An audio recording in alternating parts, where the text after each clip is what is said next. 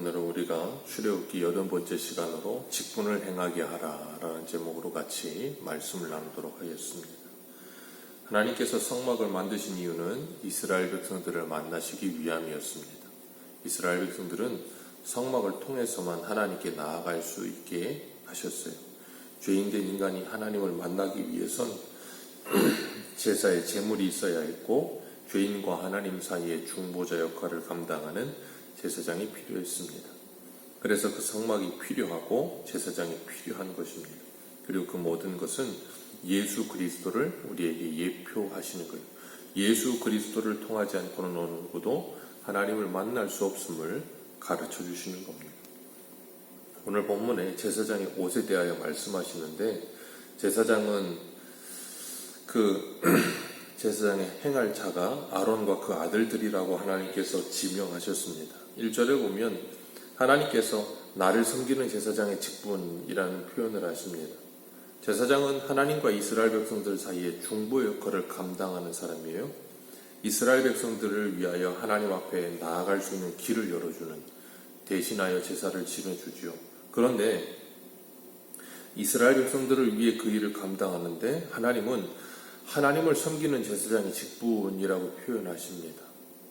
영원한 대제사장이신 예수 그리스도께서 우리를 위해 십자가에 죽으시고 부활하셔서 우리를 위하여 그 모든 일을 행하셨다라고 우리는 생각을 하는데, 우리를 위하여 그 모든 것을 하시기 이전에 그 모든 것은 하나님의 구원 계획 속에 들어가 있는 거예요. 그렇기 때문에 우리는 우리의 입장에서 우리를 위해 그 모든 일을 해주셨다라고 생각하지만, 우리를 위한 이전에 하나님을 위하여 그 일을 하시는 거예요. 아론과 그 아들들도 이스라엘 백성들을 위하여 제사를 지내지만 그것은 이스라엘 백성들을 위하기 이전에 하나님께서 그들에게 맡기신 직분인 거예요. 그렇기 때문에 그 속에 하나님의 사랑이 담겨져서 그들이 하나님께 충성함을 통하여 이스라엘 백성들을 위해 그 일을 하게 되는 것입니다. 그런 이 원리는 오늘날 우리들에게도 마찬가지예요. 우리가 주님께서 우리에게 준 직분을 가지고 몸된 교회를 섬기는데, 몸된 교회를 세우기 위하여 이 직분을 감당하지만 그것은 몸된 교회를 위하기 이전에 먼저 하나님께서 맡기신 직분이기 때문에 하나님을 위하여 그 일을 하는 겁니다. 그런데 많은 사람들이 하나님을 위하여 그 일을 하고 있다라는 생각보다는 내가 봉사하고 헌신하고 있다라고 먼저 생각해요. 하나님께서 나를 부르셨다는 것이 먼저고 하나님의 일이라고 하는 것이 먼저가 돼야 되는데, 하나님의 일 이전에 사람의 일이라고 먼저 생각해버리는 순간에 우리는 그 직분을 굉장히 소홀히 여기게 되고 그 일을 굉장히 하찮은 것처럼 생각하게 됩니다. 그렇기 때문에 우리에게 직분을 주신 분이 누구인가, 아론에게 직분을 주신 분이 누구인가 하는 것에 대해서 우리가 분명히 기억해야 합니다. 민수기에 보면 분명히 아론과 모세의 권위에 도전하는 사람들이 나타나요. 너희들만 하나님을 만나냐, 너희들만 레위인이냐, 우리도 레위인이고 우리도 하나님을 만날 수 있지 않느냐라고 이야기를 합니다. 아론과 그 아들들이 대제사장의 직분을 감당하는데, 아론과 그 아들들이 다른 이스라엘 사람들보다 더 위대하고 뛰어나기 때문에 제사장의 직분을 감당한 건 아니에요. 하나님께서 그들을 지명하여 부르신 거예요. 그래서 그들에게 하나님의 이 직분을 맡기신 겁니다. 그렇기 때문에 그것은 하나님의 은혜로 하나님이 그 일을 맡기신 것 뿐이에요. 사도 바울도 디모데전서 1장 12절에 이렇게 말합니다. 나를 등하게 하신 그리스도 예수 우리 주께 내가 감사함은 나를 충성되이 여겨 내게 직분을 맡기심이니. 아멘. 하나님께서 당신의 뜻대로 필요에 따라 봉사의 직분을 맡기신 거예요. 그래서 직분에 높고 낮음이나 우열은 없는 겁니다. 사람들의 생각에만 직분이 높고 낮음이 있는 것 같고 우열이 있는 것 같이 그 모든 직분을 누가 주신 거예요? 하나님이 맡기신 것이고 하나님의 고귀한 직분인 겁니다. 때문에 우리가 그런 것을 가지고 우월감이나 열등감에 빠질 수가 없는 거죠. 우리를 세우시는 분도 하나님이시고 능하게 하시는 분도 하나님이라는 것을 잊지 않을 때 우리는 항상 겸손할 수 있는 겁니다. 오늘 2절에 아론을 위해 거룩한 옷을 지어 영화롭고 아름답게 하라 그러셨어요. 아론을 무엇으로 영화롭고 아름답게 합니까? 거룩한 옷으로 그렇게 하라 그러셨어요. 사람들이 흔히 옷이 날개다라는 말을 합니다. 어떤 사람이 어떤 옷을 입느냐에 따라서 그 사람이 달라 보인다는 거죠. 그런 것처럼 사람들은 자신들의 모습이 달라 보이기 위해서 비싼 옷을 입기도 하고 명품 옷을 사 입기도 하고 그러는데, 그 이유가 뭐냐면 자신이 돋보이고 가치 있어 보이기 위함이에요. 근데 아론이 돋보이고 가치 있어 보이는 이유는 뭐예요? 거룩한 옷을 입었기 때문인 거예요.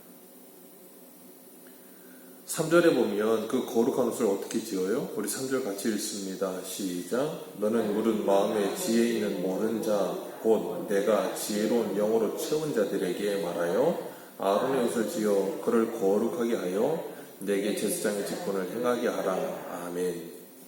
지혜로운 영으로 채운 자들에게 라는 표현을 쓰십니다. 하나님의 일을 하기 위해서 필요한 건 지혜로운 하나님의 영이 채워지는 거예요. 성령이 채워지는 겁니다. 옷을 만드는 단순한 기술이 필요한 것 이전에 하나님의 영이 충만해야 된다는 거예요.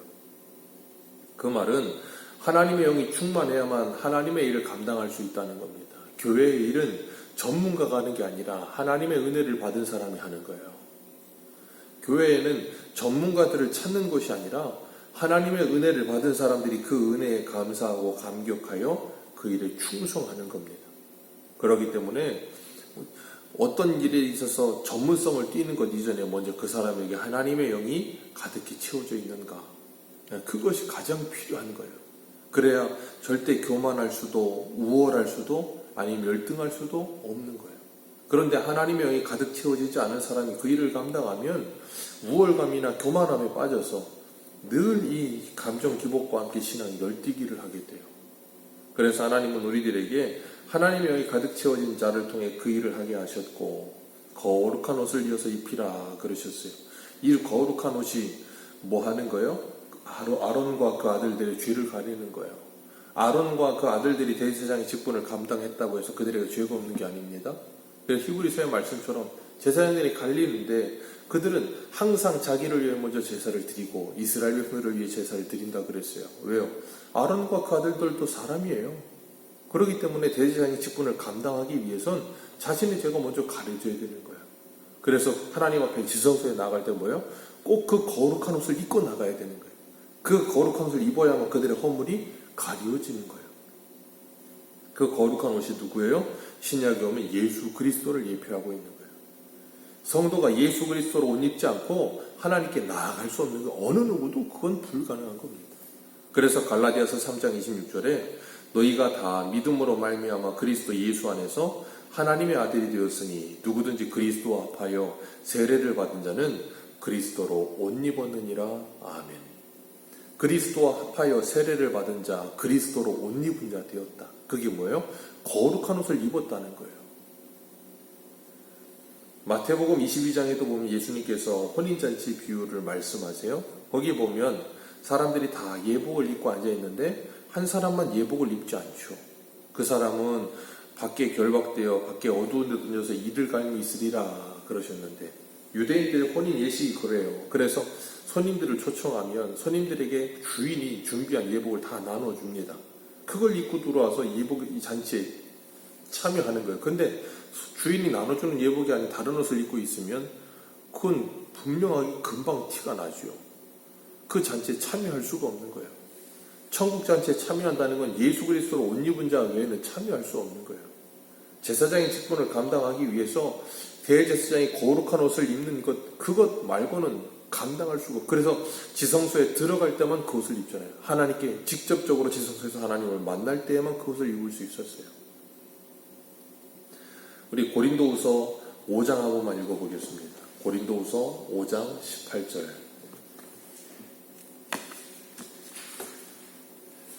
고린도후서 5장 18절입니다.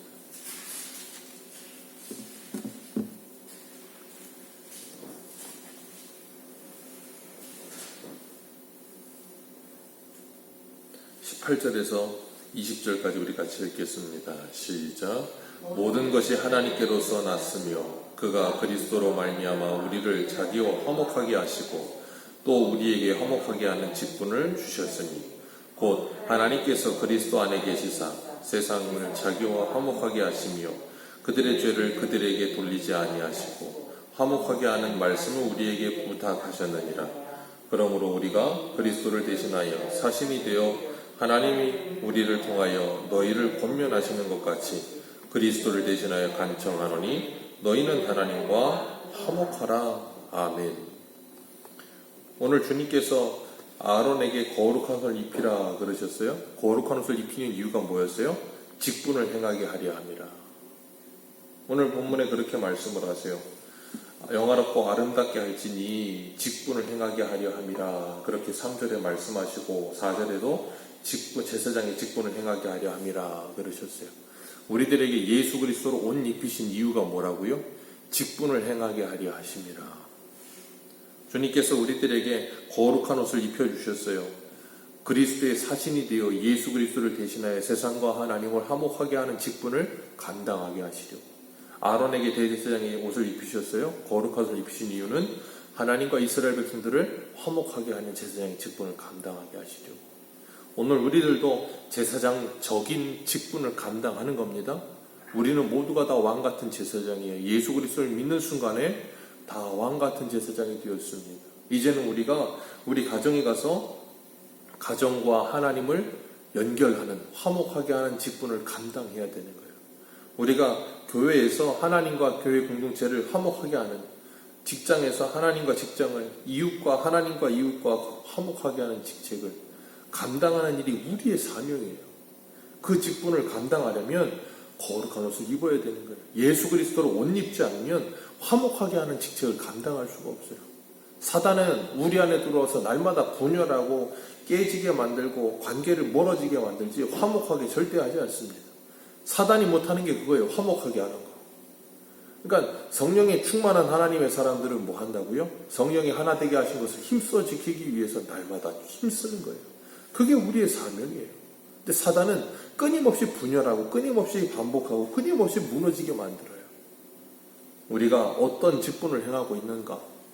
정말 예수 그리스도의 거룩한 옷을 입고 화목하게 하는 직분을 감당하고 있는가? 아니면 썩어져가는 구습을 따르는 옛사람을 입고 무너지게 하고 분열하게 만드는 직분을 감당하게 있는가? 다시 한번 우리의 모습을 돌아보면서 오늘도 예수 그리스도로 옷 입고 우리의 옛사람을 벗어버리고 새 사람을 입고 주님께서 우리에게 주신 화목하게 하는 직분을 감당하는 우리 모두가 되시기를 주님의 이름으로 축복합니다. 기도하겠습니다.